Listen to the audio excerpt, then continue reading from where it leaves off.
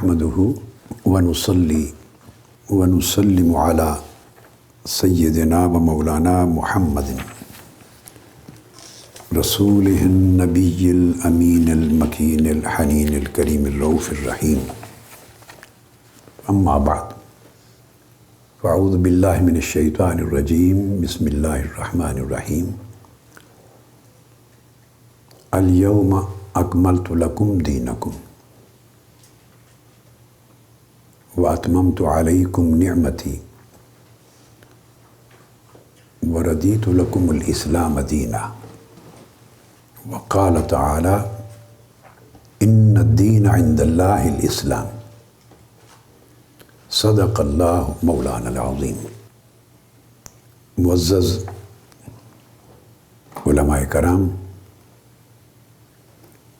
اساتذہ، معلمین اور مدرسین اور مدرسات و معلمات اور متعلمین و متعلمات، الحمدللہ تعالی منہاج یونیورسٹی کی فیکلٹی آف شریعہ، جسے منہاج کالج آف شریعہ سائنسز بھی کہتے ہیں، اس کے اساتذہ کرام اور اس کے طلباء مبارکباد کے مستحق ہیں، جنہوں نے محنت کر کے ایک نہایت ہی جامع اور مانع نصاب ترتیب دیا علوم شرعیہ کے لیے.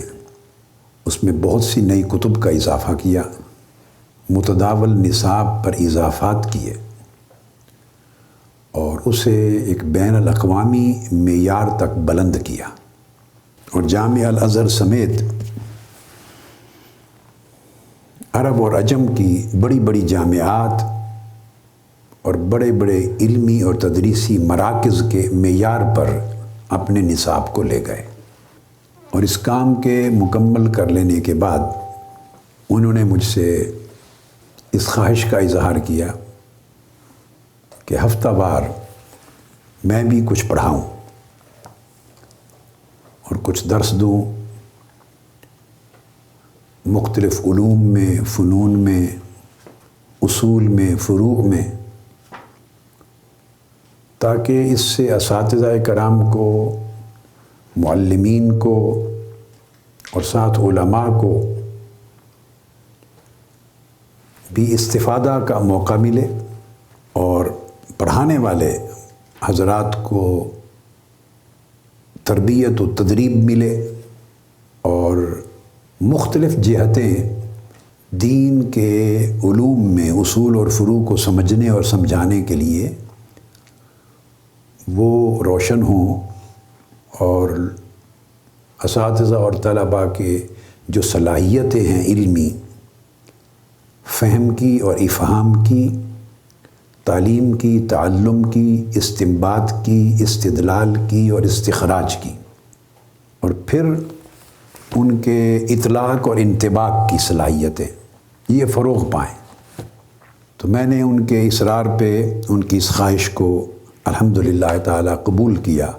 اس لیے میں انہیں مبارکباد دے رہا ہوں. جو سیریز حلقات درس کی آج شروع ہو رہی ہے، اس کا عنوان التوحید ہے، علم التوحید. تو ہم ابتدائی چند دروس علم التوحید پر، عقیدہ توحید پر، توحید کی اقسام پر، انواع پر اور اس کی توضیحات پر ابتدائی چند نشستوں میں انشاءاللہ گفتگو کریں گے. توحید دین اسلام کا سب سے پہلا اور سب سے اہم اور سب سے بنیادی موضوع ہے، بلکہ اساس ہے، اور دین کی مدار اس پر ہے. میں اس موضوع کے تعارف کے لیے حضور نبی اکرم صلی اللہ تعالی علیہ وآلہ وسلم کی اس حدیث مبارک کی طرف اشارہ کروں گا. بعض چیزیں جو معلوم اور معروف ہیں اور میں نے کئی مواقع پر تفصیل کے ساتھ ان پر گفتگو کی ہے، شر و بسط کے ساتھ کلام کیا ہے، ان کے لیے صرف حوالہ کافی ہوگا. یہ حدیث ہے جسے حدیث جبرائیل بھی کہتے ہیں. یہ صحیح بخاری میں بھی آئی ہے اور صحیح مسلم میں بھی. جس میں حضور علیہ الصلوۃ والسلام نے 3 مراتب دین کا ذکر فرمایا ہے، سیدنا جبرائیل علیہ السلام کے سوالات کی شکل میں۔ تو گویا حضور علیہ الصلوۃ والسلام کی جو شان ہے وہ شارع کی ہے، شارع۔ تو آپ جو فرماتے ہیں تو آپ کا فرمان وہ شریعت کا درجہ رکھتا ہے۔ تو شارع علیہ السلام نے دین کو 3 اقسام پہ تقسیم کر دیا ہے۔ اب یہ 3 اقسام کی الگ الگ تفصیلات قرآن مجید میں مختلف مواضع اور مختلف مقامات پہ ملتی ہیں۔ جن 3 اقسام میں یا 3 مراتب میں تقسیم کیا ہے وہ ہیں ایمان، اسلام اور احسان۔ سیدنا جبرائیل امین کا آ کر صحابہ کرام کی مجلس میں حضور علیہ الصلوۃ والسلام سے سوال کرنا مل ایمان، اور آپ کا جواب دینا، پھر سوال کرنا یا رسول اللہ مل اسلام، پھر آپ کا جواب دینا، پھر سوال کرنا مل احسان، پھر آپ کا جواب دینا۔ ایمان کیا ہے؟ دوسرا سوال یا رسول اللہ اسلام کیا ہے؟ تیسرا سوال یا رسول اللہ صلی اللہ علیہ وسلم احسان کیا ہے؟ اور ہر ایک سوال پر حضور علیہ السلام کا الگ الگ جواب دینا، ان کا سوال کرنا اور آقا علیہ السلام کا ہر ایک سوال کا جدا جدا جواب دینا اس امر کو متعین کر دیتا ہے کہ حضور علیہ الصلوۃ والسلام نے دین اسلام کے یعنی دین کی 3 مرتبے متعین فرما دیے، 3 درجے مقرر فرما دیے۔ اور جب وہ علم کا روپ دھارتے ہیں تو وہ 3 اقسام اور 3 انواع بن جاتی۔ تو ایمان جو ہے وہ اعتقادات القلوب کا نام ہے، اسلام اعمال الجوارح ہیں، یعنی ایمان دل کے اعتقاد کا نام ہے۔ اصل میں ایمان، آگے گفتگو آئے گی اس میں انشاءاللہ بعد ازاں، تصدیق سے عبارت ہے۔ اصل ایمان کی تصدیق ہے۔ تصدیق ایک عمل قلب ہے، یہ فعل قلب ہے۔ جب ہم ایمان پر گفتگو کریں گے تو میں اس وقت اس کی وضاحت کروں گا۔ یہ اعضاء کا عمل اور فعل نہیں ہے، تصدیق دل کا فعل ہے، دل کا عمل ہے۔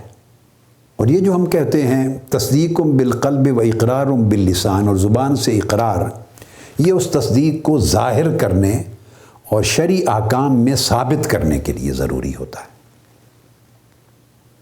اگر تصدیق دل میں رہے اور زبان کے اقرار میں نہ بدلے تو تصدیق کا پتہ نہیں چلتا اور اس پر مسلمان ہونے کا حکم صادر نہیں ہو سکتا۔ اس کے لیے لازمی ہے کہ اس تصدیق کا اظہار ہو۔ اظہار پھر عام اقرار کی صورت میں ہوتا ہے۔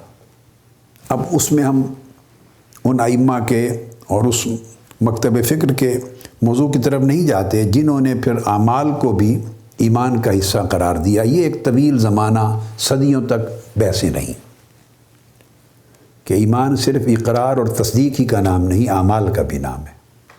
مگر اہل سنت میں، ماتریدیہ میں ایمان کی تعریف تصدیق اور اقرار کافی، اور اعمال اس کے لیے پھر متممات ہیں، واجبات ہیں، لازمی شرائط ہیں۔ اس کے بغیر ایمان ناقص رہ جاتا ہے مگر اصلاً ثابت ہو جاتا ہے۔ تو بہر صورت ایمان اعتقاد ہے، قلب کا عمل۔ اور جب جواب دیا اسلام کا تو حضور علیہ السلام نے نماز، روزہ، حج، زکوٰۃ کی صورت میں اعمال الجوارح کا ذکر فرما دیا۔ وہ اعمال جو انسان اپنے اعضاء سے، بدن سے انجام دیتا ہے، وہ اسلام کے تابع آ گئے۔ پھر جب احسان کا سوال ہوا تو حضور علیہ السلام نے جواب دیا جیسے الاحسان ان تعبد اللہ کانک تراہ فإن لم تکن تراہ فإنہ یراک۔ تو یہ معاملات قلوب ہو گئے، اس میں مراقبہ کا مرتبہ، مشاہدہ کا مرتبہ، اور علی حاصل القیاس قلب کے معاملات سے احسان متعین ہوا۔ اب یہ بات ذہن میں رکھ لیں کہ جب یہ ایمان معاملات قلوب سے متعلق ہوا تو وہ علم التوحید بنا، وہ علم جو معاملات قلوب یعنی ان چیزوں سے، اعتقاد سے، تصدیق سے، ایمان سے بحث کرتا ہے، وہ علم التوحید بنا، اسی کو علم العقائد کا نام دیا گیا، اسی کو علم اصول الدین کا نام دیا گیا۔ یہ میں آگے بتاتا ہوں آپ کو۔ اور اسلام جو انسانی ظاہری اعضاء کے اعمال کو اور ان کے احکام اور ان کے آداب اور ان کی شرائط اور ان کے لوازمات کو بیان کرتا ہے، وہ جب علم میں بدلا یہ موضوع تو وہ علم الفقہ بنا۔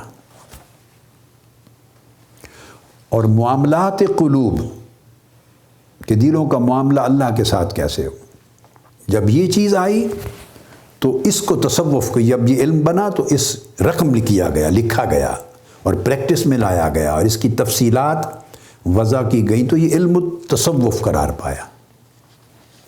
لہٰذا یہ تینوں علوم جو اساس ہیں، بنیاد ہیں، وہ حضور علیہ السلام کی اس حدیث مبارکہ سے جو متفق علیہ ہے، اس سے صحیح بخاری میں جو مروی ہے اس میں ایمان کا سوال پہلے ہے، اسلام کا بعد میں، احسان کا آخر میں۔ صحیح مسلم میں 2 طریق پر آئی ہے، ایمان پھر اسلام اور پھر احسان کا سوال، اور ایک روایت میں امام مسلم میں پہلے اسلام کا سوال پھر ایمان اور پھر احسان، اس طریق سے بھی روایت کیا، اس ترتیب کے ساتھ۔ اب یہ جو چیز بیان کی، اس لیے امام غزالی اپنی کتاب المستصفیٰ میں بیان کرتے ہیں، اور یہ المستصفیٰ یہ امام ابو حامد الغزالی نے اپنی زندگی کے آخری سالوں میں لکھی ہے۔ یہ ان کتب میں سے احیاء علوم الدین کی طرح جو اواخر عمر میں لکھی گئیں، اس لیے وہ علم اصول الدین کو علم کلی کا نام دیتے ہیں۔ تمام علوم دینیہ میں علم اصول الدین کو العلم الکلی کا نام دیتے ہیں امام غزالی، اور وہ لکھتے ہیں العلم الکلی من العلوم الدینیۃ هو الکلام، یعنی علم اصول الدین۔ اب میں آگے بتا دیتا ہوں کہ اس کو علم کلام کا نام دیا انہوں نے، الکلام یعنی علم اصول الدین۔ تو دراصل یہ مختلف عنوانات ہیں، مگر گفتگو ہو رہی ہے کہ یہ علم اصول الدین ہے یا علم العقیدہ ہے یا علم العقائد ہے۔ اس کو وہ فرماتے ہیں کہ یہ علم کلی ہے، اور پھر لکھتے ہیں وقال سائر العلوم من الفقہ و اصولہ والحدیث والتفسیر علوم جزئیۃ، باقی تمام علوم کو علوم جزئیہ کہتے ہیں۔ مطلب ان کا یہ ہے علم جزئی ہونے کا کہ وہ ایک ایک دین کے ایک ایک جز کو ڈیل کرتے ہیں۔ تفسیر ہے یا علم اصول تفسیر ہے تو وہ قرآن مجید کی تفسیر اور شرح اور اس کے معانی کے بیان کو ڈیل کرتا ہے۔ حدیث ہے تو حدیث نبوی کی روایت کو اور پھر اس کی تحقیق کو، اس کی سند کو اور ان کے معانی کو بیان کرتا ہے۔ فقہ ہے تو وہ احکام کو بیان کرتا ہے یہ علم، اور پھر اس کے اصول کو بیان کرتا ہے۔ الحاصل کیا، جتنے بھی علوم دینیہ ہیں ان کا کہنے کا مطلب یہ ہے کہ یہ سارے علوم جزئیہ ہیں، یعنی دین کے ایک ایک جز کو ڈیل کرتے ہیں، مگر جو علم اصول الدین ہے یہ علم کلی ہے، کیونکہ اس کے اندر قرآن بھی آئے گا، اس کے اندر حدیث بھی آئے گی، اس کے اندر فقہ بھی آئے گی، اور تمام جو اساسی علوم ہیں دین کے انہی سے علم اصول الدین تشکیل پائے گا۔ ان ساروں کے امتزاج سے، ساروں کے اجتماع سے، ان ساروں کو جمع کرنے سے علم اصول الدین بنتا ہے۔ یہ ایک جز سے وجود میں نہیں آتا۔ اب یہاں ایک سوال پیدا ہو سکتا ہے کہ علم الفقہ بھی تو قرآن اور سنت سے اخذ کرتے ہیں، ہاں، مگر وہ پھر اس کے استدلال کے لیے، اس کے اثبات کے لیے کتاب و سنت کی بنیاد اس سے اخذ کرتے ہیں، اس سے ماخوذ ہے۔ مگر ہر صورت ان کا کہنے کا مطلب یہ ہے کہ یہ جو علم اصول الدین ہے یہ تمام علوم کے جو مبادی ہیں، ان کی جو بنیادیں ہیں، ان ساروں پر متکفل ہے۔ وہ لکھتے ہیں، ان کا جملہ سناتا ہوں، وہ لکھتے ہیں فَإِذَا الْكَلَامُ هُوَ الْمُتَكَفِّلُ بِإِثْبَاتِ مَبَادِئِ الْعُلُومِ الدِّينِيَّةِ كُلِّهَا۔ تمام جو علوم دینیہ ہیں ان کے مبادئ کی کفالت کرتا ہے علم اصول الدین، کفالت بھی کرتا ہے، ان کا احاطہ بھی کرتا ہے۔ اب یہ اس علم کو مختلف نام دیے گئے اصولی طور پر، تو یہ علم اصول الدین، مگر سب سے پہلے اس پر جنہوں نے گفتگو کی، جنہوں نے لکھا اور بیان کیا، وہ امام اعظم ابو حنیفہ رضی اللہ تعالیٰ عنہ ہے۔ انہوں نے اس علم اصول الدین کو نام دیا الفقہ الاکبر کا، یعنی یوں تو فقہ کے احکام انہوں نے رقم کروائے اپنے تلامذہ کو اور الفقہ الحنفی وجود میں آئی، لیکن جو رسالہ یا چند رسائل آپ نے لکھے عقیدہ پر، اصول الدین پر، اس کو نام دیا الفقہ الاکبر۔ فقہ کا معنی ہے گہری سمجھ، تو یعنی دین کی گہری اور اعلیٰ اور وسیع تر سمجھ، یہ علم اصول الدین تھا، تو اس کو الفقہ الاکبر کا نام دیا۔ اور یہ رسالہ پھر آپ کی طرف منسوب ہے، معروف ہے، اور اس میں امام اعظم ابو حنیفہ رضی اللہ تعالیٰ عنہ نے یہ بیان کیا، وہ کہا کہ الفقہ فی الدین افضل من الفقہ فی العلم، یعنی دین کے اندر دین کی فقہ وہ علم کی فقہ سے افضل ہے، کہ فرماتے ہیں لأن الفقہ فی الدین اصل والفقہ فی العلم فرع وفضل الاصل علی الفرع معلوم۔ دین کی اصل، چونکہ احادیث نبوی میں حضور صلی اللہ علیہ وسلم نے جہاں بھی ذکر فرمایا تفقہ فی الدین کی بات کی، اللہ پاک کسی بندے کے ساتھ جب خیر کا ارادہ فرماتا ہے تو اس کو دین میں تفقہ عطا کرتا ہے، تو فقہ الدین یا الفقہ فی الدین عطا کرتا ہے۔ اس سے امام اعظم نے اس اصول کو، تصور کو اخذ کیا ہے۔ بہت سی حدیث ہیں، یہ بخاری اور مسلم میں اور تمام کتب میں۔ اب اسی کو پہلے زمانوں میں علم التوحید کے عنوان سے بھی کتابیں لکھی گئیں۔ امام ابو منصور الماتوریدی نے کتاب التوحید لکھی اسی عنوان سے، التوحید کے نام سے بھی کتابیں لکھی گئیں۔ اور پہلے زمانے میں جب یہ کتابیں اوائل صدیوں میں لکھی گئیں اس علم اصول الدین پر اور علم العقائد پر یا علم العقیدہ پر، تو التوحید کا لفظ بھی استعمال کرتے۔ امام ابو المعین النصفی نے جب لکھی تو تبصرۃ الادلہ، توحید کے دلائل پر تبصرہ، تو توحید کے دلائل، انہوں نے دلائل التوحید گویا اس پر تبصرہ، اس کتاب کو عنوان دیا۔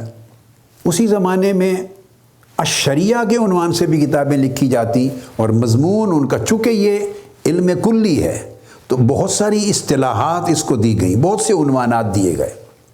تو امام آجری نے جو کتاب لکھی اس کا نام رکھا کتاب الشریعہ، تو گویا یہ ہے اس علم کو ڈیل کر رہے ہیں مگر الشریعہ اس کا نام رکھا، گویا یہ ساری شریعہ کو حاوی ہے، حالانکہ اس کے اندر بہت سے مسائل شریعت کے جو احکام سے اور فقہ سے ریلیٹڈ ہیں، یہ حدیث اور اصول سے اور تفسیر سے ان کو نہیں لیا، صرف عقائد کو لیا ہے، اصول الدین کو، تو کتاب الشریعہ کا۔ یہ میں آپ کو بتا رہا ہوں کہ اوائل زمانوں میں علماء کے ذہن میں تصور کیا تھا اس علم کے بارے میں، اس کو محیط علم سمجھتے، کلی سمجھتے۔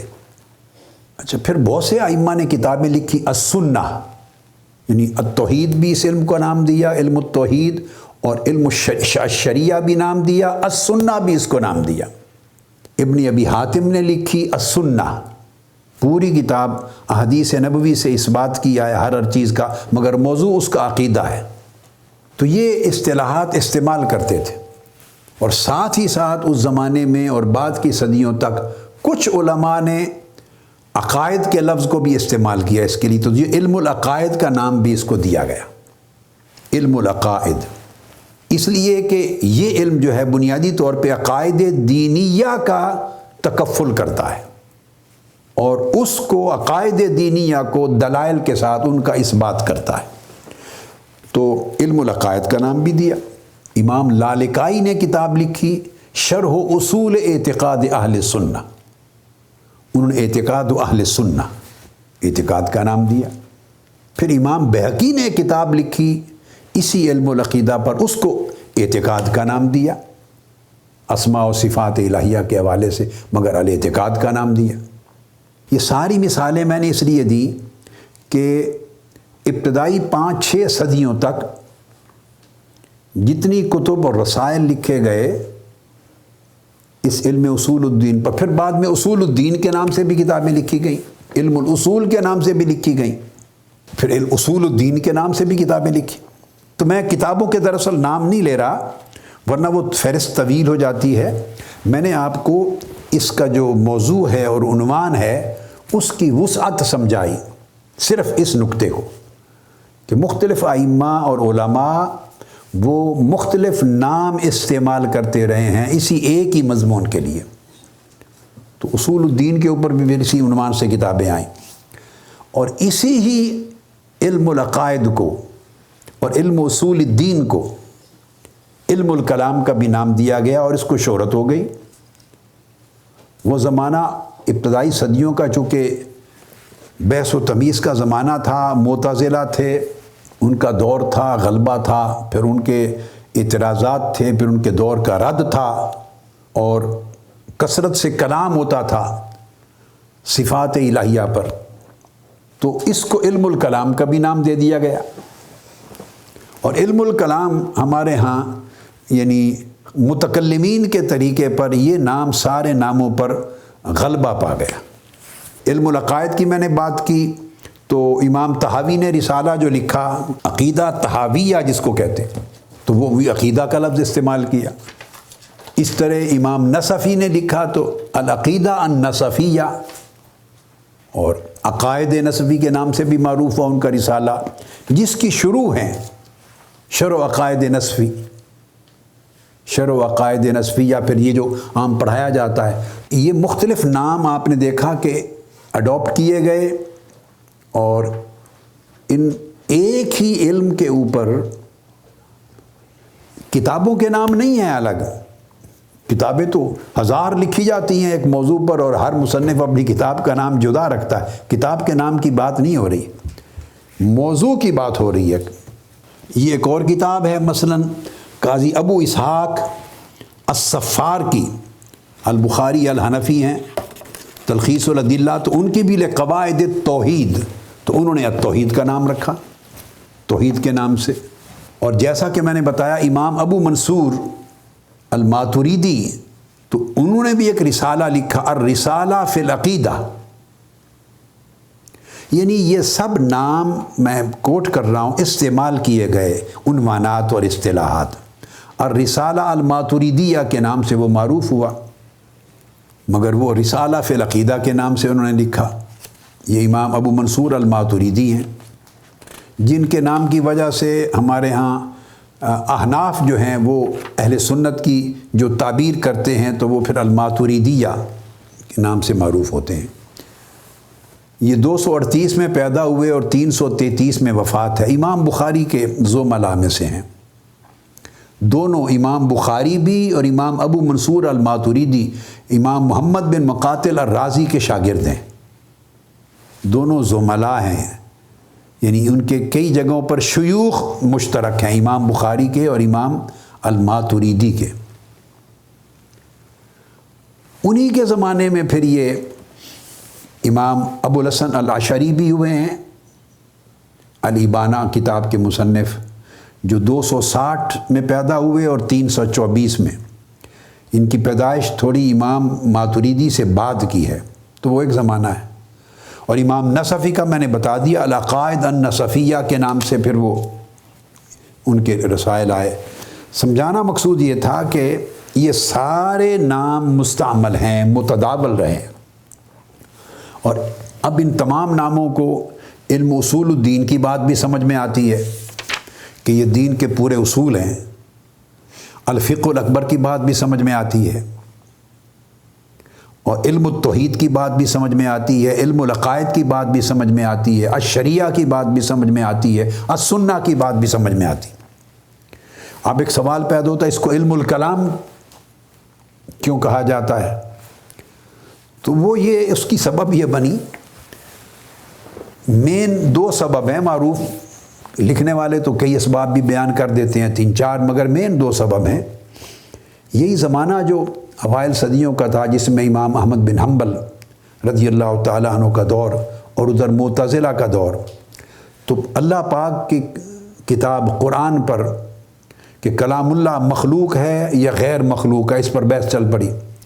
کلام اللہ، اور بڑا نزاع شدت کا تھا کہ یہ اللہ تعالیٰ کا کلام غیر مخلوق ہے، ازلی ہے، قائم بذات ہی ہے، قائم بذات ہی تعالیٰ، اور ازلی ہے، یا یہ مخلوق ہے، حادث ہے، یہ بحث چلی۔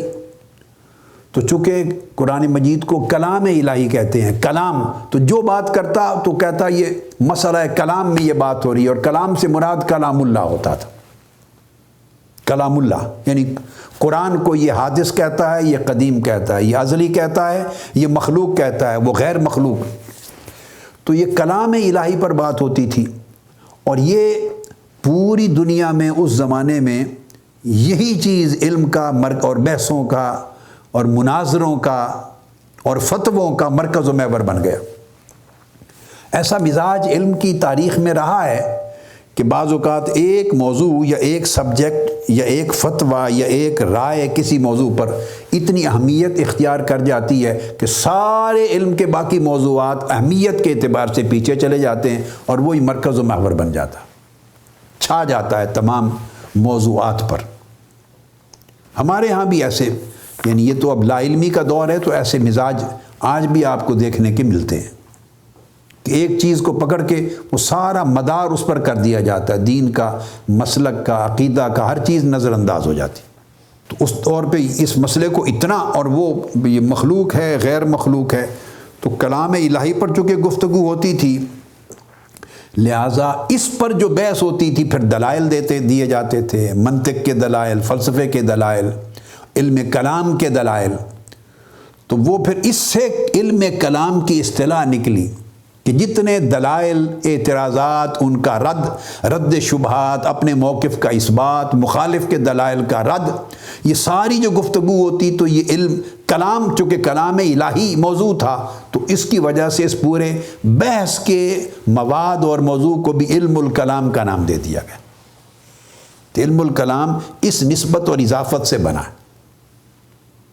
ایک سبب معروف یہ ہے، اور دوسرا یہ کہ اسی دور میں جب بحث ہوتی تھی، خواہ قرآن مجید کے کلام الہی کے حادث یا غیر مخلوق ہونے پر، یا ایمان کے موضوع پر، ایمان کم ہو سکتا ہے، نقص اس میں نقصان ہوتا ہے، یا زیادہ ہوتی ہے زیادتی یا کمی یا نہیں، اور ایمان تصدیق اور اقرار کا نام ہے، یا اعمال بھی ایمان میں ہیں، جس طرح کے بہت سے اللہ پاک کی صفات الہیہ پر، تو طرح طرح کے پھر مختلف نقطۂ نظر آئے، معطلہ آئے، یعنی معتزلہ آئے، انہوں نے صفات باری تعالیٰ پر گفتگو کی، کوئی تشبیہ کی گفتگو بعضوں نے کی، بعضوں نے تعطیل کی گفتگو کی، عقیدہ اہل سنت میں تنزیہ کی گفتگو تھی، تفویض کا موضوع آیا، تعویل کا آیا کہ صفات الہیہ کی تعبیر کس طرح کی جائے، آیات متشابہات کی۔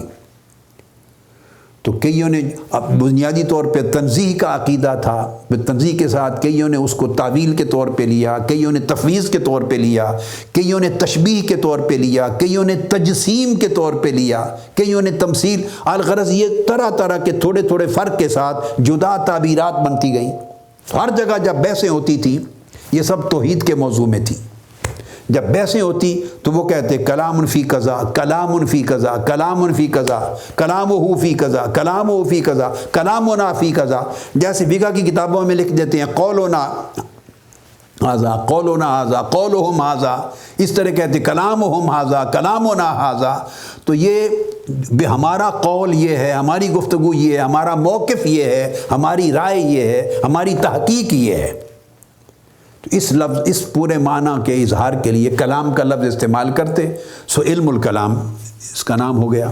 بس علم الکلام کی جو لفظ ہے یہ اس کی صرف نسبت اس طرح کی جو یعنی گفتگو اور بحث کا جو مدار تھا اس کی وجہ سے یہ اس اضافی ایک نسبت ہے۔ تو اصل جو چیز ہے بنیادی توجہ طلب ہمارا وہ موضوع ہے علم اصول الدین۔ اب ہم اس کی جس کو میں نے کہا کہ بنیادی طور پہ اس کو توحید علم التوحید بھی کہتے ہیں۔ اب جب علم التوحید کہتے ہیں تو اس کا مطلب یہ نہیں ہے کہ یہ صرف توحید باری تعالیٰ سے یہ بحث کرتا ہے علم، نہیں، اس میں الہیات بھی الوہیات بھی آتی ہیں، نبوات بھی آتی ہیں، اخرویات بھی آتی ہیں، تمام چیزیں آتی ہیں۔ یعنی علم العقائد کے لیے پورا احاطہ کر دیا علم التوحید کا۔ جیسے میں نے آپ کو بتایا کہ اسی کو السنہ کے نام سے بھی لکھ دیا، اس کو الشریعہ کے نام سے بھی لکھ دیا۔ یہ پورے عقائد کے جمی موضوعات کا احاطہ کرتا ہے۔ یہ تو قدیم اصطلاح ہے، وقت گزرنے کے ساتھ ساتھ پھر یہ عقائد کی اصطلاح علم العقائد کی زیادہ غالب آتی چلی گئی۔ تو اب اس لیے جب ہم اس کو کہیں گے علم اصول الدین تو یہ لقب تحقیقاً ہے، یعنی مبنی بر حقیقت ہے۔ اس کا تحقیقی لقب علم اصول الدین ہوگا اس موضوع کا، اور مجازی لقب جو ہے وہ علم التوحید ہوگا۔ وہ اس لیے کہ دین کے تمام اصول پر بحث کی جاتی ہے، دین کے تمام اصول پر، یہ نہیں کہ صرف توحید کے موضوع پر۔ تو اصول الدین یہ چونکہ اس میں شمول ہے اور اس میں جمع ہے یہ تمام موضوعات کا، اس لیے یہ حقیقی اور تحقیقی لفظ ہے، اصطلاح ہے اصول الدین۔ اور علم التوحید جب کہتے ہیں تو توحید سنتے ہی سامع کے ذہن میں ایک موضوع ذات و صفات باری تعالیٰ اور افعال باری تعالیٰ، اسماء باری تعالیٰ، ذہن اس طرف جاتا ہے، اور توحید ربوبیت اور توحید الوہیت اس طرف ذہن جاتا ہے۔ تو اس لیے اس پورے علم العقائد کو، علم اصول الدین کو جب علم التوحید کا نام دیتے ہیں تو یہ اطلاق مجازی ہے، یعنی ایک جز ہے توحید اس کا، تو جز کی وجہ سے یہ تسمیت الکل کر دیا ہے، یعنی تسمیت الکل باسم جزء ہی، اس کے ایک جز کے باعث اس کل کو نام دے دیا گیا ہے علم التوحید۔ مگر اس کی وجہ یہ بھی ہے کہ اہم ترین موضوع، اہم ترین یہ ہے اصول الدین۔ اور جب اس کو علم الکلام کہتے ہیں اصطلاحاً تو یہ سمجھیں تغلیباً ہے، یعنی علم اصول الدین تحقیقاً، علم التوحید مجازاً اور تغلیباً، مجازاً اور تغلیباً، جز کو کل کا نام دے دیا گیا، اور غالب چونکہ سب سے اہم ترین موضوع یہ ہے، اور باقی موضوعات بھی توحید کے متعلقات میں ہیں، توحید کے متعلقات میں ہیں۔ تو گویا توحید غالب ہے اپنی معنویت کے اعتبار سے، اپنے مضمون کی وسعت کے اعتبار سے، اور اپنے تعلقات کے اعتبار سے۔ ہر موضوع، رسالت کا موضوع سے بھی توحید کا تعلق ہے، آخرت کے موضوع سے بھی توحید کا تعلق ہے، قضاء و قدر کے موضوع سے بھی توحید کا تعلق ہے۔ یعنی جس موضوع پر بھی جائیں گے تو اس میں توحید متعلق ہے کہ اللہ کی ذات سے یا اس کے اسماء سے یا اس کی صفات سے یا اس کے افعال سے کوئی چیز خالی اور لا تعلق نہیں ہے۔ تو اس لیے مجازاً اور تغلیباً علم التوحید اس کو نام دیں گے۔ مجازاً بہی وجہ کہ اصل میں جز ہے اور جز کو کل کا نام دے دیا، اور تغلیباً یہ کہ یہ غالب ہے اپنے معنویت میں اور اپنی تاثیر میں اور اپنے رسوخ میں اور اپنے تعلق میں۔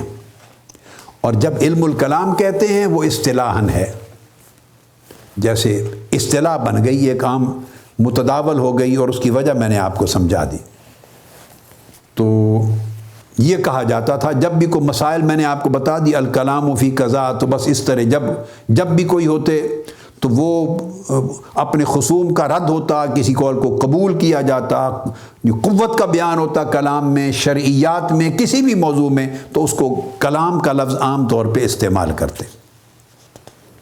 اب ہم یہ اس کا جو اصطلاح ہے یا معنی ہے اس کو بیان کر کے اب آ جاتے ہیں براہ راست، چونکہ میں شروع کرنا چاہ رہا ہوں توحید سے۔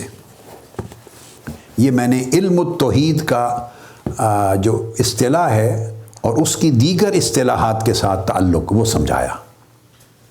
ہم اصطلاح سے شروع کریں گے کہ علم التوحید کی اصطلاح کیا ہے، اس کا معنی کیا ہے۔ اب اس کی مختلف معنی مفہوم ایک ہی ہے، مگر مختلف علماء نے، ائمہ نے اپنے اپنے انداز کے ساتھ اس کی تعریف کی ہے۔ امام ابو القاسم القشیری نے الرسالہ میں اس کی ایک تعریف نقل کی ہے، اور وہ بیان کرتے ہیں قد سئل ابو علی البوشنجی، امام ابو القاسم القشیری نے لکھا کہ امام ابو علی البوشنجی، ان سے پوچھا گیا عن التوحید، توحید کے بارے میں کہ کیا ہے۔ فقال، اب امام ابو علی البوشنجی کا قول میں پڑھ رہا ہوں جو امام ابو القاسم القشیری نے نقل کیا۔ فقال اثبات ذات غیر مشبہۃ بالذوات ولا معطلۃ عن الصفات، یہ توحید ہے۔ اثبات ذات یعنی اللہ کی ذات اقدس کو ثابت کرنا، غیر مشبہۃ بالذوات، اور اس طرح ثابت کرنا کہ جو باقی ذوات ہیں، باقی وجود ہیں اور باقی ذاتیں ہیں دنیا میں، اور اس پر باقی سے مراد بقایا تو کل مخلوق ہے، ان ذوات میں سے کسی کی تشبیہ نہ ہو، کوئی اس جیسی نہ ہو، اور وہ اللہ کی ذات مخلوق کی ذوات کی طرح نہ لگے، نہ اس میں تشبیہ ہو، نہ اس میں تمثیل ہو، نہ وہ ذات یا مخلوقات کی ذات اللہ کی ذات کی نظیر ہو، نہ عدیل ہو، نہ مثیل ہو۔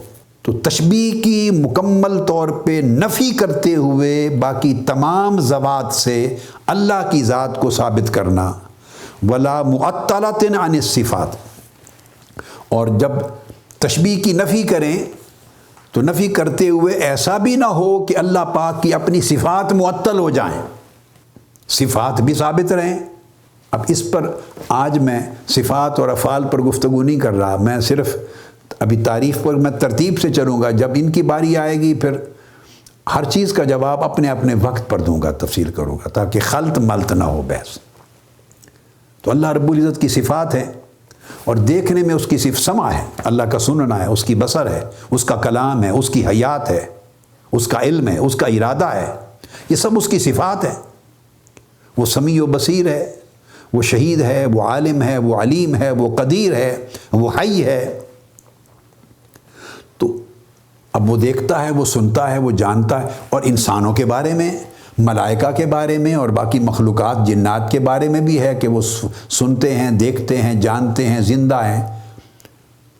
اب یہ جو صفات ہیں مخلوقات میں بھی، اور اسی طرح کی صفات عنوان جب انسان سنتا ہے اللہ رب العزت کی ذات کا، تو کئی لوگ ایسے ہوئے جنہوں نے ان صفات کی اصل نفی کر دی، افعال الہیہ کی نفی کر دی، اور تعویل کر کے ایک ایسا معنی پہنا دیا جو مراد قرآن نہیں تھا، اور دراصل اس سے اللہ رب العزت کی صفات کی نفی ہو گئی، ایسی تعویل کر دی۔ تو فرمایا توحید یہ ہے کہ صفات الہیہ اور افعال الہیہ کی بھی نفی نہ ہو اور وہ بھی معطل نہ ہو، اور ذات جو ہے وہ چیزیں ثابت ہوں، ذات کے ساتھ صفات بھی ثابت ہوں، مگر صفات کے ثابت ہوتے کرتے ہوئے وہ صفات کے اس بات میں ثابت کرتے ہوئے اللہ کی ذات مخلوقات کی ذات کے ساتھ مشابہ اور ان جیسی نہ لگے۔ ایسا تصور نہ ابھرے کہ انسان اللہ کی طرح ہیں یا اللہ معاذ اللہ مخلوقات کی طرح ہے، تو اس میں تشبیہ بھی نہ لگے، سملیرٹی بھی نہ لگے، اور اس میں نفی بھی نہ ہو، نگیشن بھی نہ ہو۔ تو یہ انہوں نے ایک تعریف کی۔ آگے ان چیزوں پر آئیں گے، میں نے اختصار سے اتنا کر دیا، تشبیہ کیا ہے، تعطیل کیا ہے، ان پر آگے آئیں گے۔ اس وقت میں نے صرف یہ بیان کرنا چاہا کہ تعریف جو التوحید کی گئی وہ ہمارے ہاں مختلف ائمہ اور بزرگوں نے کیا لکھی۔ اب ایک اور چیز ہے بڑی اہم، یہ جو تعریف ہے علم التوحید کی، اس کے بھی دو انداز ہیں، ایک تو توحید کی تعریف بطور فن کے، اور ایک اس کی تعریف شرعی۔ یہ بڑی اہم چیز ہے۔ شرعی تعریف جو امام ابو علی البوشنجی کے حوالے سے امام ابو القاسم القشیری نے لکھی، یہ تعریف شرعی ہے توحید کی۔ اور توحید جب بولا جاتا ہے لفظ تو علم التوحید بھی مراد لیا جاتا ہے، علم العقائد اور علم اصول الدین۔ تو چونکہ اس کو بھی التوحید یا علم التوحید کہہ دیتے ہیں تو پھر اس کی ایک فنی تعریف بھی ہے۔ ہم اس وقت فنی تعریف کو میں بیان کر دیتا ہوں، مگر ہماری بحث اس وقت صرف شرعی تعریف کے ساتھ ہے۔ فنی تعریف کے حوالے سے گفتگو آگے گزر چکی ہے جو میں نے کر دی۔ تو فنی تعریف میں کہتے ہیں التوحید یعنی علم التوحید علم یبحث فیہ عن العقائد الدینیہ المقتصبۃ من الادلۃ الیقینیہ۔ یہ عام تعریف ہے جو اکثر کتب میں آپ کو ملے گی، متون میں۔ علم یعنی التوحید یا علم التوحید ہوا علم یبحث فیہ عن العقائد الدینیہ۔ یہ جو پہلے میں نے آپ کو مختلف اصطلاحات بتائیں کہ اس کو یہ ساری اصطلاحات اس ایک علم کو دی گئیں، وہ تعریف میں بند کر دی گئی کہ وہ علم جس میں تمام عقائد دینیہ سے بحث کی جاتی ہے، اور وہ عقائد دینیہ کیا ہیں؟ المقتصبۃ من الادلۃ الیقینیہ، وہ دلائل دینیہ جو یقینی دلائل سے مکتسب ہوں، یعنی یقینی دلائل سے اخذ کیے گئے ہوں۔ اس سے ایک بات ثابت ہو گئی کہ علم العقائد اور علم توحید اور علم عقیدہ وہ ظنی دلائل سے ثابت نہیں ہوتا، ان کے لیے دلائل کا یقینی ہونا لازمی ہے، وہ اس کی تعریف سے ہی خارج ہو جاتا ہے۔ ظنی دلائل سے ثابت ہونے والی چیزیں عقیدہ نہیں ہوتی۔ یہاں پر عقیدہ اور نقطہ نظر میں فرق سمجھ میں آ جائے گا۔ ہم ظنی دلائل سے، اور بلکہ بعض اوقات ایسے دلائل بھی، یہ میں یعنی جو ہمارا ماڈل ہے پاکستانی اور Indian model, Pakistani model Indian model, ہمارے ہاں عقیدے کا جو کانسیپٹ ہے اس کی بات کر رہا ہوں۔ ہم ایسی چیزوں سے ثابت ہونے والی بات کو عقیدہ کہہ دیتے ہیں کہ جو دلائل میں ہی جن کا وجود نہیں ہوتا، اور شرعاً اور علماً ان کو دلائل میں بھی داخل نہیں کر سکتے۔ دیکھیے، ایک ہے دلائل یقینیہ، یہ دلائل قطعیہ ہیں، دوسرے دلائل ظنیہ ہیں۔ یہ آگے بحث آ جائے گی۔ میں نے جیسے بتایا کہ میں اصطلاحات سمجھانے کے لیے کوٹ کر دوں گا، مگر ہر ایک کی تفصیل اس وقت پہ نہیں جاؤں گا، چونکہ چلتے چلتے ان سیریز میں آگے وہ ابحاث خود آ جائیں گی۔ اتنی بات چونکہ علماء ہیں، اساتذہ طلباء، پتہ ہے کہ علم ظنی کس سے حاصل ہوتا ہے اور علم یقینی کس سے حاصل ہوتا ہے۔ یہ قرآن مجید کی دلالات لفظیہ سے بھی معلوم ہوتا ہے، اور احادیث کے جو اسناد ہیں اور ان کی جو تواتر اور مشہور اور غریب اور مستفیض اور اخبار احاد اور متواتر، ان کے فرق سے بھی ثابت ہوتا ہے۔ اس پر بحثیں ہیں، علم یقینی کیسے ثابت ہوتا ہے اور علم ظنی کیسے ہوتا ہے۔ اور جو دلالات ہیں، علم الدلالات، الفاظ قرآنی کے، نصوص کی جو دلالات ہیں، نص ہے، اقتضاء ہے، اشارہ ہے، دلالت ہے، پھر دلالت قطعی ہے یا ظنی ہے، پھر دلالت کے ساتھ اس کا ثبوت قطعی ہے یا ظنی ہے، ان کو ملاتے ہیں تو اس سے علماء کو معلوم ہے کہ کس سے علم ظنی حاصل ہوتا ہے اور کس سے علم یقینی۔ تعریف یہ ہے کہ ہمارے ہاں تو یہ ہے کہ دلائل یقینیہ کو بھی ہم نے ایک طرف رکھ دیا، دلائل ظنیہ کو بھی اٹھا کے ایک طرف پھینک دیا، اور ان چیزوں پر ہم نے عقائد کا مدار کرنے کی عادت بنا لی ہے جو نہ دلائل یقینی میں آتے ہیں نہ دلائل ظنی میں آتے ہیں، یعنی علمی طور پہ ان کا مرتبہ دلائل میں ہی نہیں ہے، ان کو ہم نے عقائد بنا دیا۔ تو مثلاً کسی استاذ کا قول ہے، کسی شیخ کا قول ہے، کسی بڑے عالم کا قول ہے، بڑے مفتی کا قول ہے، کسی بزرگ کا قول ہے، تو وہ قول اگر دلائل شرعیہ نہیں ہیں تو اسے آپ عقائد دینیہ کا حصہ نہیں بنا سکتے، اور اگر دلائل ہیں اور وہ ظنی ہیں تب بھی عقائد دینیہ کا حصہ نہیں ہو سکتے۔ ہاں پھر آپ کی ترجیحات الگ چیز ہیں، آداب میں آ سکتے ہیں، ترجیحات میں آ سکتے ہیں، آپ کے معمولات میں آ سکتے ہیں، مباحات میں آ سکتے ہیں، ممکن ہے وہ منع نہ ہو، حرام نہ ہو، گناہ نہ ہو، یعنی یہ درجے ہیں۔ تو درجہ بندی کے بغیر علم صحیح کا وجود نہیں آتا۔ تو یاد رکھ لیں کہ تعریف میں ہر امام نے شرط مقرر کر دی کہ وہ عقائد دینیہ جو ادلہ یقینیہ سے مستنبط اور مستخرج اور مکتسب ہوں، اس علم کو علم العقائد کا نام دیتے ہیں، یہ علم اصول الدین کا نام دیتے ہیں۔ یہ ایک چیز ہو گئی پہلی۔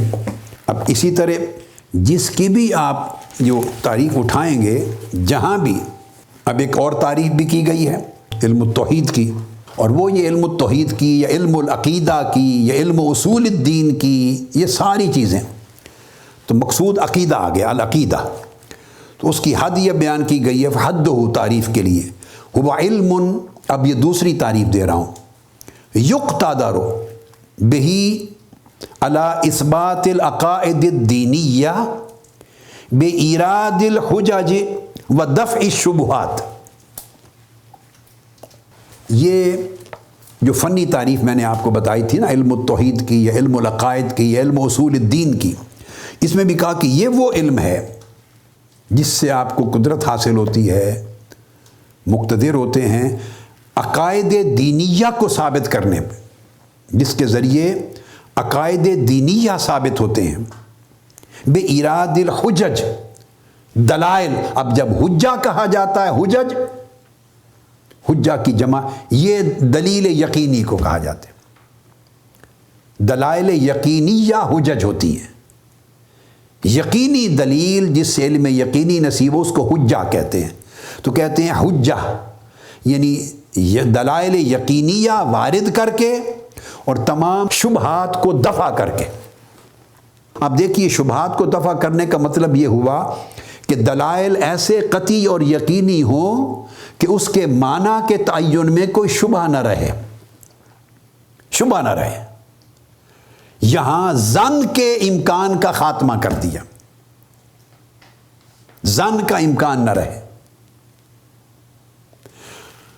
دفع الشبہات، اور جہاں بھی یاد رکھ لیں معنی میں احتمال آ جائے وہاں شبہات آ جاتے ہیں، جہاں معنی کے تعین میں احتمال آ جائے وہاں شبہات وارد ہوتے۔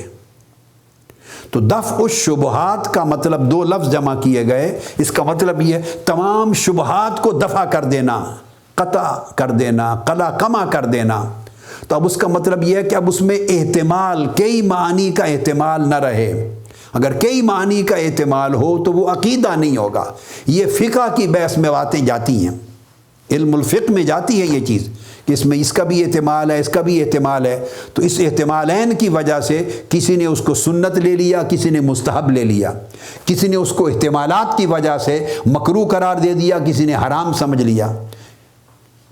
تو مطلب ہے جہاں احتمال آتا ہے، کوئی اصح ہو گیا، کوئی صحیح ہو گیا، تو جب احتمال کئی معنی کے آ گئے وہ، اور جب اس طرف عقیدے کے باب میں جب احتمال آ جائے، تعویل آ جائے، تعویل آ جائے، احتمال آ جائے ایک سے زیادہ معنی کا، مرادوں کا، تو وہ قول قطعی نہیں رہتا، اور اس سے حاصل ہونے والا علم یقینی نہیں رہتا، اور وہ دلیل اور حجت ظنی بن جاتی ہے، قطعی نہیں ہوتی۔ لہذا عقیدہ کے لیے اور علم العقیدہ کے لیے ضروری ہے کہ عقائد دینیہ کا اثبات دو طرح پر ہو۔ ایک حجج قطعیہ ہوں، یعنی دلائل یقینیہ ہوں، ادلہ یقینیہ، وہ ظنی نہ ہوں، اور دوسرا دفع الشبہات ہو، یعنی وہ جو قول جسے آپ عقیدہ بنانے جا رہے ہیں اس کے اندر شبہات نہ ہو، احتمالات نہ ہو، ظن اور تخمین نہ ہو، یہ معنی ہے یا یہ معنی ہے، پھر جب شبہات آ جاتے ہیں تو کیا اہل علم پھر شبہ کو حقیقت بنا کے پھر دنگا فساد کرنے لگتے ہیں، احتمال کو علم یقینی بنا کر، قطعی بنا کر پھر اس کے اوپر لڑتے ہیں، اور دوسرے احتمال کی گنجائش ہی ختم کر دیتے ہیں۔ حالانکہ احتمال کا معنی بھی یہ ہے کہ اس میں اس کی بھی گنجائش ہے، اس کی بھی گنجائش ہے، یہ معنی بھی ہے، یہ معنی بھی ہے، اگر یہ معنی ہو تو حکم یہ ہوگا، اگر یہ معنی ہو تو حکم یہ ہوگا۔ احتمال کا مطلب ہی یہ ہے۔ جب شبہات وارد ہو گئے تو حجیت اور قطعیت نہ رہی۔ تو یہ اس کی یعنی تعریف آ گئی، یعنی عقیدہ علم التوحید کی یہ بنیادی تعریف ہو گئی ہے اس کی۔ یہ فنی تعریف میں نے آپ کو کہا، یہ توحید کی فنی تعریف ہوئی۔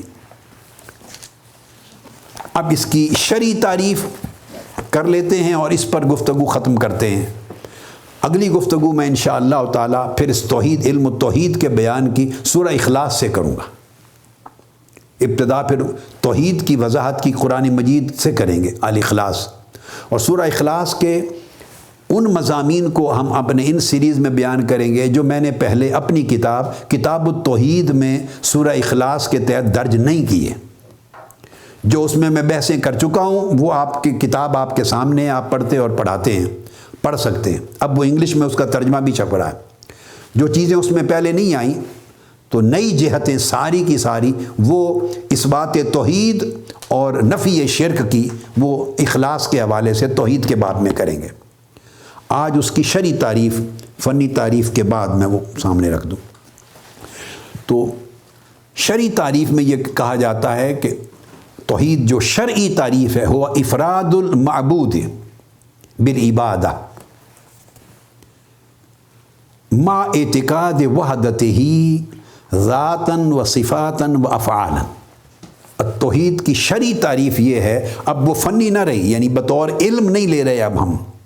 جب بطور علم لیا تو علم التوحید تھا، علم العقائد تھا، علم العقیدہ تھا، علم اصول الدین، وہ چیزیں سمجھا دی میں نے۔ اب شرعی طور پہ جب ہم توحید لیں گے تو اس کی شرعی تعریف یہ ہوگی کہ افراد المعبود بالعبادہ، جو معبود ہے اللہ رب العزت کی ذات، اس کو عبادت کے لیے فرد تسلیم کرنا، فرد سمجھنا اور فرد کی تصدیق کرنا، اس کے تنہا اکیلے یکتا ہونے کو عبادت کا مستحق سمجھنا۔ اور یہ جو افراد المعبود بالعبادہ ہے، اس کا معنی ہے اے تخصیصہ، کہ اللہ رب العزت خاص ہے عبادت کے لیے، وَإِسْتِحْقَاقُهَا عَلَيْهِ، اور عبادت صرف اور صرف اللہ کا استحقاق ہے۔ جب افراد کا لفظ بولتے ہیں توحید میں افراد، تو اس کے معنی میں اللہ رب العزت کی جہت سے، باری تعالیٰ کی جہت سے تخصیص ہے کہ اس کو عبادت کے لیے خاص کرنا، اور عبادت کی جہت سے یہ کہ وہ صرف اللہ کا استحقاق ہے۔ تو افراد المعبود بالعبادہ ایک، ما اعتقاد وحدت ہی، اس اعتقاد کے ساتھ اس کی وحدت کا اعتقاد کرنا۔ جب اگلی نشست میں ہم آئیں گے تو یہ جو لفظ وحدت آیا ہے اور افراد آیا ہے، پھر اس کو میں بیان الگ اس کے فرق کو بیان کروں گا۔ وحدت کیا ہے، واحد کیا ہے، احد کیا ہے، واحدیت کیا ہے، احدیت کیا ہے، اور ان سب کا توحید سے تعلق کیا ہے۔ وحدت کا لفظ آپ پڑھتے سنتے ہیں، پھر الواحد بھی سنتے ہیں، الاحد بھی سنتے ہیں۔ تو وحدت کیا مرتبہ ہے، الواحد کا معنی کیا ہے، الاحد کا معنی کیا ہے، اور الواحد اور الاحد میں فرق کیا ہے، یہ انشاءاللہ اگلی نشست میں اس پر سب گفتگو تفصیلات سے ہوگی۔ اس وقت ذہن میں رکھ لیں کہ اللہ کی وحدت کا اعتقاد کرتے ہوئے اس کی ذات کے اعتبار سے بھی، اس کی صفات کے اعتبار سے بھی، اور اس کے افعال کے بھی اعتبار سے بھی، وہ ذات میں بھی واحد ہے، صفات میں بھی واحد ہے، اور افعال میں بھی واحد ہے۔ اور آج کی گفتگو کا آخری جو حصہ وہ یہ کہ اس میں توحید، یہ جو شرعی تعریف کی توحید اور توحد میں ایک فرق ہے۔ توحید میں اور توحد، توحید باب تفعیل ہے اور توحد باب تفعل ہے. تو یاد رکھ لیں دونوں کا جو توحید کا مصدر ہے، مثلا وحد العبد ربہ یوحدہ توحیداً، یعنی بندے نے اپنے رب کو ایک جانا، اپنے رب کو ایک مانا. توحید بندے کا فعل ہے. میں کہہ رہا ہوں ہوا من افعال العباد ولیس من افعال الخالق. توحید بندوں کے افعال میں سے ہے. یعنی وحد العبد ربہ ذاتاً و صفاتاً و افعالاً، بندے نے ایک جانا، ایک مانا اللہ کو، اس کی ذات میں، اس کی صفات میں، اس کے افعال میں.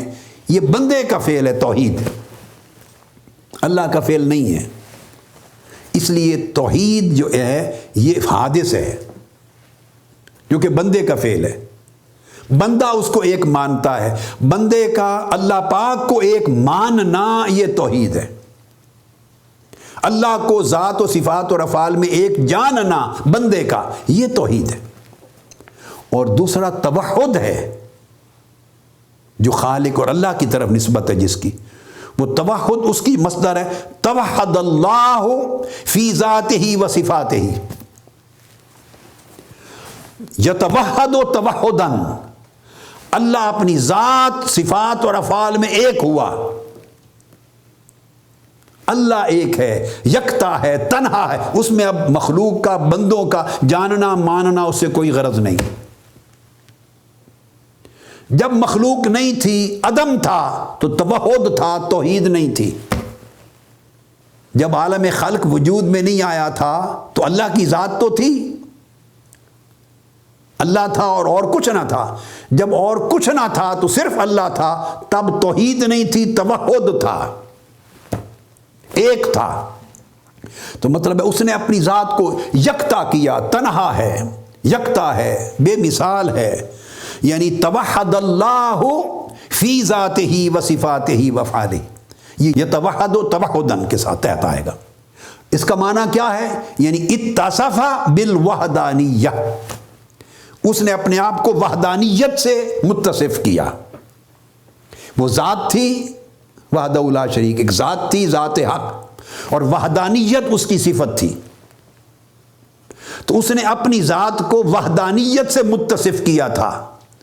اور جب اللہ اپنی ذات کو، صفات کو وحدانیت سے، یکتائی سے، بے مثال ہونے سے، تنہا ہونے سے، ایک ہونے سے جب متصف کرتا ہے تو اس کا یہ اتصاف توحد کہلاتا ہے. یہ قدیم ہے، یہ افعال خالق میں سے ہے، یہ افعال خالق میں سے ہے. اس کی مثال اس طرح ہے سمجھنے کے لیے، تو توحد قدیم ہے اور توحید حادث ہے.